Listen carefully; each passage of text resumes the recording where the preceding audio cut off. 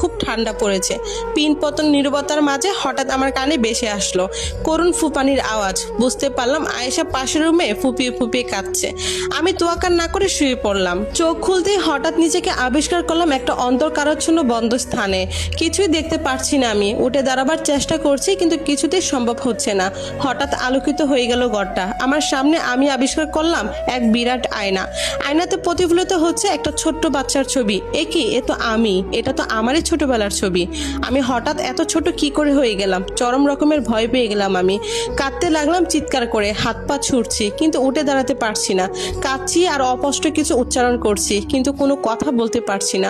হঠাৎই ঘরটা অদল বদল হয়ে গেল। নিজেকে আবার আবিষ্কার করলাম সেই ঘরে, যে ঘরে একসময় আমি, মা আর বাবা থাকতাম। আমি বিছানায় শুয়ে হাত পা ছুঁড়ে কাঁদছি কিন্তু চারপাশে কেউ নেই। হঠাৎ দৌড়ে ঘরে প্রবেশ করলো মা বাবা।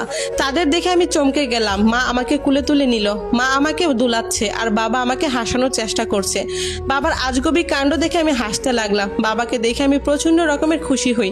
বলতে ইচ্ছে করছিল, বাবা বাবা তুমি এসেছো, কতদিন তোমার জন্য অপেক্ষা করেছি আমি। তুমি বলে আকাশের তারা হয়ে গেছিলে, কিন্তু কই, এই তো আমার সাথে তুমি। আমায় ছেড়ে যেও না, আমায় ছেড়ে যেও না প্লিজ। টপ করে এক ফোঁটা পানি আমার চোখে বেয়ে নেমে পড়লো। হঠাৎ সবকিছু আবার বদলে গেল। আমি আবার চলে আসলাম সেই অন্ধকার স্থানে। একই হচ্ছে আমার সাথে। আমি জোরে জোরে কাঁদতে লাগলাম আর মনে মনে বাবাকে ডাকতে লাগলাম। মুখ দিয়ে কথা বলতেই পারছি না যে। অন্ধকারের মাঝে আলোর রেশ ছিটিয়ে হঠাৎ এক মানব অবয় ফুটে উঠলো। দেখলাম বাবা দাঁড়িয়ে আছে, একটা মুচকি হাসি মাখা মুখ দিয়ে তাকিয়ে আছে আমার দিকে। আমি হাত বাড়িয়ে বাবাকে ছোঁয়ার চেষ্টা করছি কিন্তু আমি ব্যর্থ। ছোটবেলায় এক অজানা জ্বরে বাবাকে হারিয়ে ফেলেছিলাম, এরপর আর চোখের দেখা দেখিনি।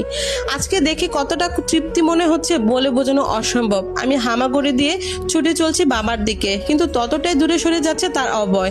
আমি ঝাপসা দেখতে পাচ্ছি, পানিতে চোখ টইটুম্বর হয়ে গেছে। বাবার একবার ছোঁয়া পাওয়ার জন্য আমি কাতর কিন্তু তা কিছুতেই সম্ভব হচ্ছে না। হঠাৎ আলো তীব্রতা কমতে লাগলো। বাবা আস্তে আস্তে হারিয়ে যেতে লাগলো দূরে। আমি হাত বাড়িয়ে আছি, বাবাকে অস্পষ্ট শব্দ বেরিয়ে এলো। আমার মুখ থেকে বাবার অন্ধকার পরিবেশকে গ্রাস করে নিল। কালো অন্ধকারের মাঝে ছোট্ট আমি বুক ভরা হাহাকার নিয়ে বসে আছি। চোখও যে এখন দেখি পর হয়ে গেল, পানি জড়াচ্ছে না। এক এক করে বাবার সাথে কাটানো মুহূর্তগুলো চোখের সামনে ভাসছে কিন্তু যখন মনে পড়েছে সব অতীত, তখন হৃদয়টা চূর্ণ বিচূর্ণ হয়ে যাচ্ছে। সব দুঃখ কষ্ট ভেতরে জমে জমে পাহাড় তৈরি করেছে কিন্তু এক ফুটাও কষ্ট বের হতে পারছে না। লাফিয়ে উঠলাম আমি, ঘেমে গেছি একেবারে। চারপাশে তাকিয়ে নিজেকে নিজের রুমে আবিষ্কার করলাম। স্বস্তির একটা নিঃশ্বাস ছাড়লাম আমি। এতক্ষণ তবে স্বপ্ন দেখেছিলাম। নিজের বালিশের দিকে তাকালাম, ভিজে নাজেহাল হয়ে গেছে।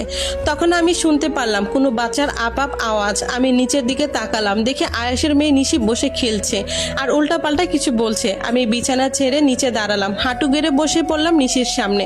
ও হা করে তাকিয়ে আছে আমার দিকে। এতদিনে ওর চেহারাটাও ভালো করে দেখিনি, আজ দেখে বুঝলাম খুব সুন্দর মেয়েটা। ওর চোখগুলো খুব মায়াবী। হঠাৎ আমার মনে পড়লো যে মেয়েটারও তো বাবা নেই, বাবা মারা গেছে। মেয়েটা যখন বুঝতে শিখবে তখন তার ভিতরটাও আমার মতো হাহাকার কাজ করবে। আমি বুঝি বাবা না থাকার কষ্ট, একদিন এই বাচ্চা মেয়েটাকেও বুঝতে হবে। ভাবতে ভাবতে নিজেরই অজান্তে দুফুটু জল চোখ বেয়ে পড়ে নেমে পড়লো। হঠাৎ নিশি তার হাত বাড়িয়ে আমার মুখের উপর রাখলো। তার স্পর্শে আমার গোড় থেকে বাস্তবে ফিরে এলাম। নিশি তার ছোট আর কোমল হাত দিয়ে আমার চোখের পানি মুছে দিল আর মুখ দিয়ে অস্পষ্ট শব্দ উচ্চারণ করলো, বাবা। আমি অবাক হয়ে চেয়ে রইলাম ওর দিকে। আমি কি করছিলাম এতদিন? এমন একটা ফুটফুটে পরীর মতো বাচ্চা মেয়েকে আমি দূরে দূরে রাখছিলাম। ও তো আমারই মেয়ে। এমন একটা মেয়ে কয়জনই বা পায়? এমন একটা মেয়ে জীবনে যে পেয়েছি এটাই তো বড় একটা প্রাপ্তি। আমার চোখ দিয়ে অজরে খুশির জোয়ার বইতে লাগলো।